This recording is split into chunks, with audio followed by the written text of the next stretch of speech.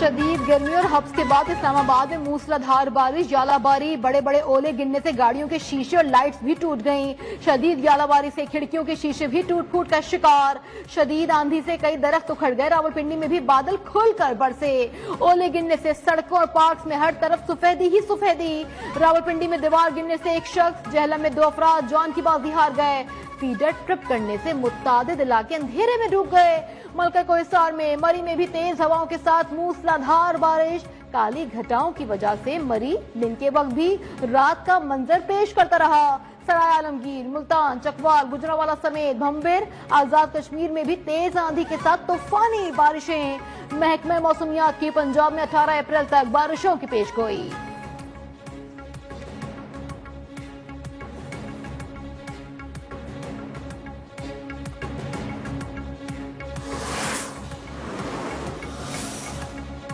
خیبر پختونخوا کے مختلف علاقوں میں طوفانی بارشیں۔ ضلع خیبر کے مختلف اضلاع کے ندی نالوں میں طغیانی، لندی کوتل میں سیلابی ریلا گاڑیاں بہا کر لے گیا۔ کرم میں بھی بادل کھل کر برسے۔ مردان، کوہاٹ، مہمند میں بھی رم جھم سے موسم سہانا ہو گیا۔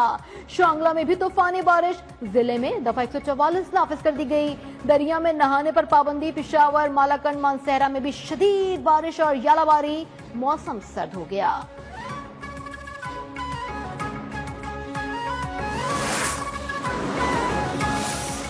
بلوچستان جو ہے، جو کہ پاکستان کی ڈیسٹنی ہے، ٹھیک ہے، جو کہ پاکستان کے ماتھے کا جھومر ہے، تم 1500 بندے کہو گے کہ جی ہم اس کو لے جائیں گے، تمہاری اگلی 10 نسلیں بھی نہیں لے کے جا سکتی۔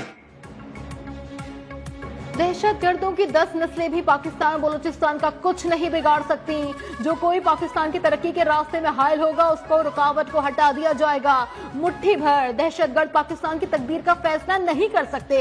Army chief general Asim Munir کا اوورسیز پاکستانی کنونشن سے خطاب۔ کہا، پاکستان کے سیکیورٹی اداروں میں جو بغاوت کو ہوا دیتا ہے وہ پاکستان کا دشمن کہلاتا ہے۔ واضح کیا کہ کشمیر پاکستان کی شہرک تھا اور ہمیشہ رہے گا۔ پاکستانیوں کا دل ہمیشہ غزہ کے مسلمانوں کے ساتھ دھڑکتا ہے۔ سپہ سالار کے خطاب کے دوران ہال پاکستان زندہ باد کے نعروں سے گونج اٹھا۔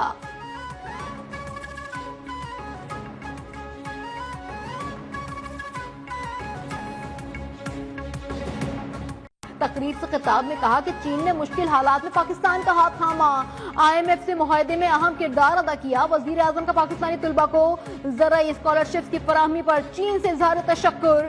پاکستانی طلباء پر دونوں ملکوں کے درمیان پل کا کردار ادا کرنے پر زور۔ چینی سفیر کا ہر فورم پر پاکستان کی حمایت جاری رکھنے کے عزم کا اعادہ۔ کہا، سی پیک کے تحت اب تک $25 ارب سے زائد سرمایہ کاری ہو چکی ہے۔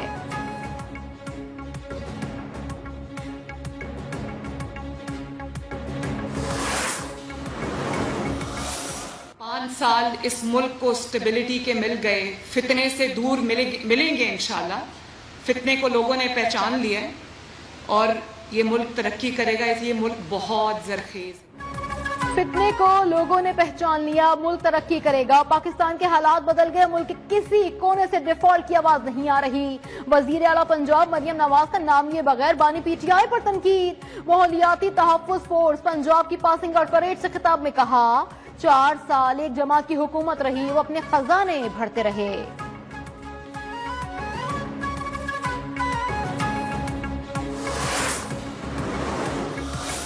صوبے کا اختیار اپنی جگہ برقرار رہے۔ اگر کوئی کاروبار کرنا ہے تو صوبے کے ساتھ کیا جائے، وسائل صوبے کے ہوں گے، شرائط صوبے کے ہوں گے، مفادات صوبے کے محفوظ تصور کیے جائیں گے۔ مولانا فضل الرحمان کی مائنز اینڈ منرل بل کی مخالفت۔ کہا، غیر ملکی قوتوں کو اپنے اثاثوں کا مالک نہیں بنائیں گے، ہمارے وسائل ہمارے قبضے میں ہی ہونے چاہیے۔ سربراہ جے یو آئی نے واضح کر دیا، صوبوں کے اختیارات پر کوئی سمجھوتہ نہیں ہوگا۔ مولانا فضل الرحمان کا 27 اپریل کو مینار پاکستان، 11 مئی کو پشاور میں غزہ ملین مارچ کا اعلان۔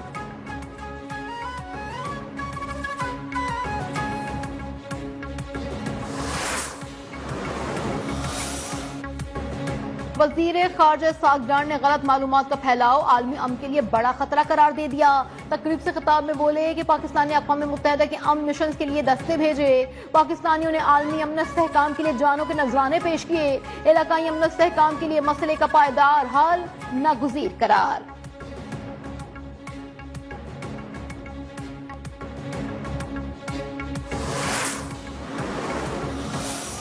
To strengthen cooperation, share intelligence, and forge actionable strategies to combat drug trafficking and abuse. I sincerely believe that together we can turn the tide against this epidemic and safeguard the future of our youth and societies. وزیر داخلہ محسن نقوی کا خلیجی ممالک سے انسداد منشیات سے متعلق تعاون بڑھانے کا عزم. اسلام آباد میں پاک خلیج انسداد منشیات کانفرنس سے خطاب. کہا آج ہم صرف اپنے ملکوں کے نمائندے نہیں بلکہ منشیات کے خلاف عالمی سطح پر صف اول کے سپاہی ہیں. نوجوان نسل اور معاشرے کے مستقبل کو محفوظ بنانا ہے.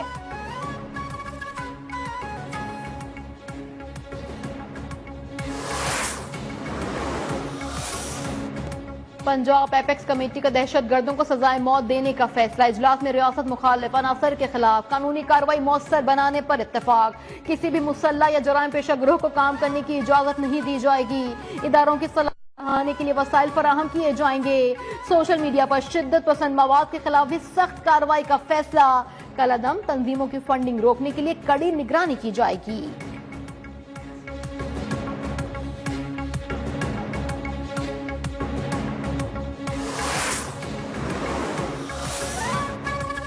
بانی کو فیملی اور وکلا سے نہیں ملنے دیا جا رہا. جیل عملہ غیر متعلق افراد کو بانی سے ملاقات کے لیے بھیج کر عدالتی حکم پورا کرتا ہے. علیمہ خان رقم راجہ کا الزام. کہا گزشتہ روز بانی کے کیسز لڑنے والے 3 وکلا نے اندر جانا تھا. بانی کے ترجمان نیاز اللہ کو بھی نہیں جانے دیا گیا.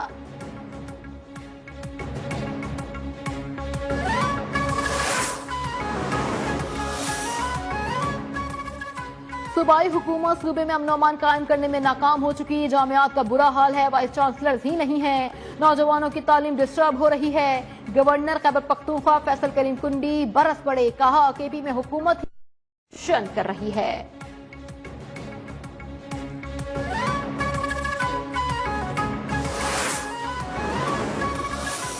اور میں وزیراعظم پاکستان کا، فیڈرل کیبنٹ کا، تمام ان لوگوں کا، صدر پاکستان کا بہت شکر گزار ہوں کہ انہوں نے بلوچستان کے لوگوں کی طرف سے شکر گزار ہوں کہ یہ ہماری ایک ایسی ڈیمانڈ تھی جو آج پورے ہونے جا رہی ہے. بلوچستان کے منصوبوں کے رقم مختص پر وزیر اعلیٰ سرفراز بگٹی صدر، وزیر اعظم اور وفاقی حکومت کے شکر گزار. وفاقی وزراء کی ہمراہ پریس کانفرنس میں کہا کہ کچی کینال اور موٹر وے N25 فیز 2 بلوچستان کی ترقی کے لیے انتہائی اہم ہے. وزیر تجارت جام کمال نے کہا بعض لوگوں کو بلوچستان کی ترقی ہضم نہیں ہو رہی.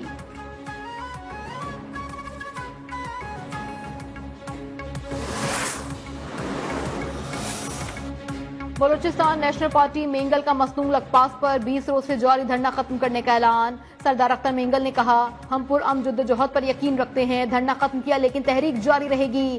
آج سے عوامی رابطہ مہم کا آغاز بھی کیا جائے گا.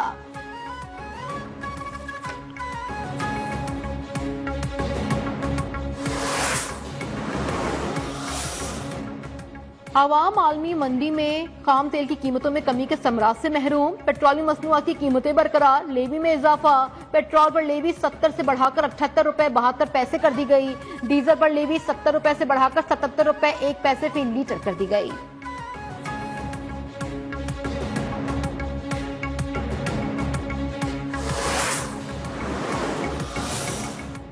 ریل اسٹیٹ سیکٹر کے لیے مثبت خبر. فیڈرل بورڈ آف ریونیو کی ریل اسٹیٹ سیکٹر پر عائد فیڈرل ایکسائز ڈیوٹی ختم کرنے کی تجویز. پہلی بار فروخت پر عائد 3% FED واپس لینے کا پلان تیار. نان فائلرز کے لیے 5% FED بھی ختم کرنے پر غور کیا جا رہا ہے. FED خاتمے سے متعلق ترمیم کی اجازت IMF سے مشروط ہے.